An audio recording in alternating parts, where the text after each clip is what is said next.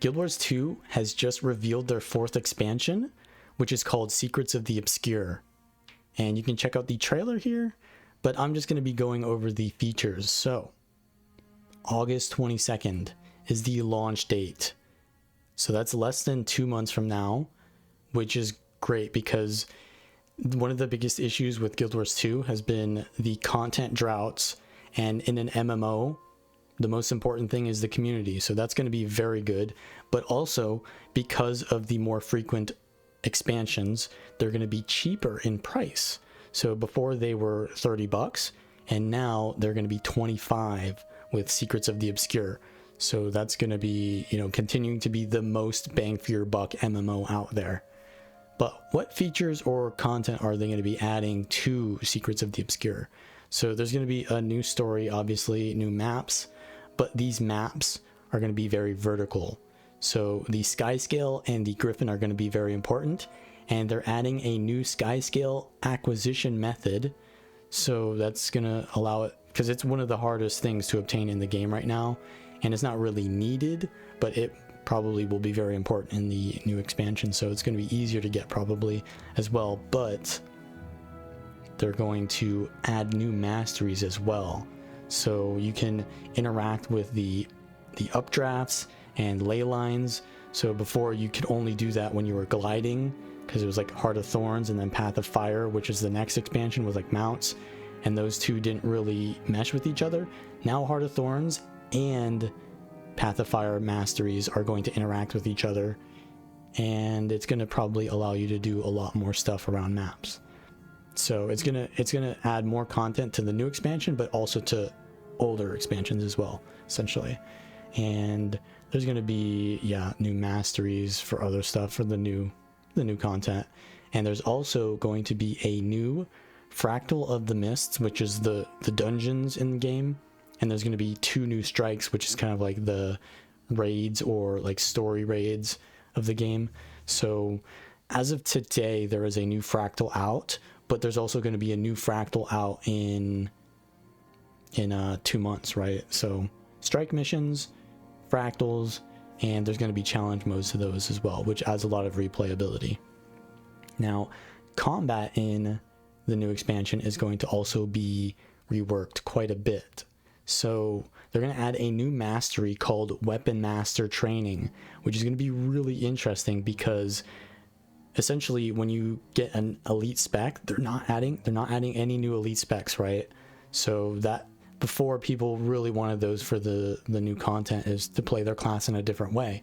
They're not adding new elite specs, they're adding Weapon Master Training, which allows you to play all of the weapons from other elite specs, which is really interesting because if you, for example, you're playing like a condition chronomancer, there's not really too many like weapons you can use, to be honest, because you get the shield, that's a defensive weapon, and then you've got staff and scepter. But what if you want to use like a melee condition weapon?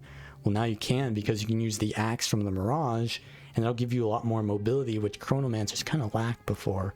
So that's pretty interesting. Also using like sword, which usually willbenders can do. Now a dragon hunter can do that. So definitely going to be a lot of new things, but I'm not sure how good that's going to be, because a lot of classes need traits to make those weapons good.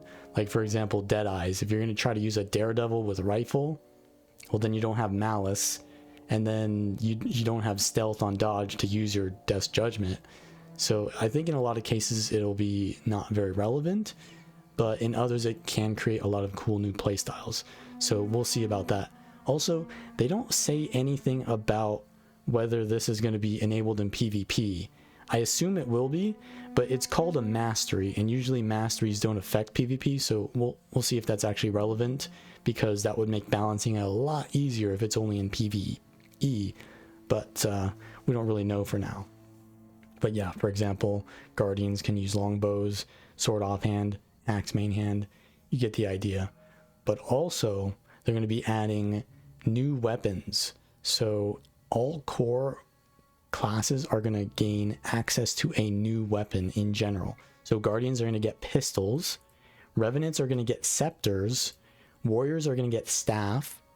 I suggested they would have a staff for like a monk warrior playstyle.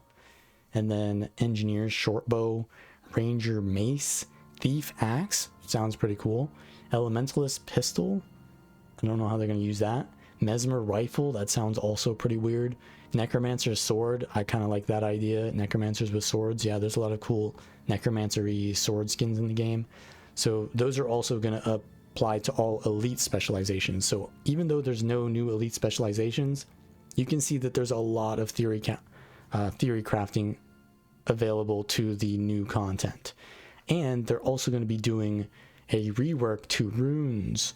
So before, runes would add a stat and then like an effect when you have all 6 of them, but there really wasn't a reason to like take 3 of a rune and then 3 of another rune, because you always wanted the 6 effect. Now they're changing that, so essentially you're going to be able to get the stats separated from the rune, which is also going to help with balancing, because one of the biggest issues in PvP right now is that it's just not fun to slap divinity runes on every single build.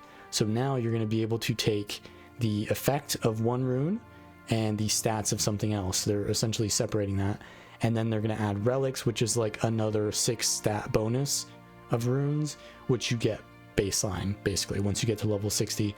So a lot of theory crafting capability. Yeah, it's going to be a lot of content, and there's going to be a lot of builds, trust me. And they're also doing new rewards. So there's going to be like a reward track kind of thing that they're going for here. They're adding mount skins to the game, which are not in the gem store. So that's going to be nice, because one of the other issues that people have had is that most of the rewards are in the gem store, and sure, you get those by farming gold, but it just kind of feels monotonous that you're just always farming gold for everything.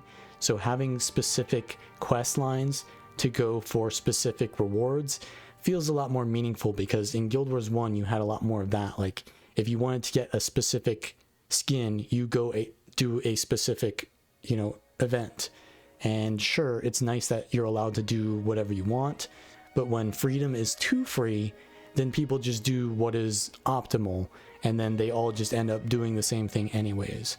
So in a way, having rewards tied to specific things is important, I think. So yeah, that's pretty much going to be the expansion. So if you are interested in any of this stuff, you can check out the blog links. I'll be linking those in the description.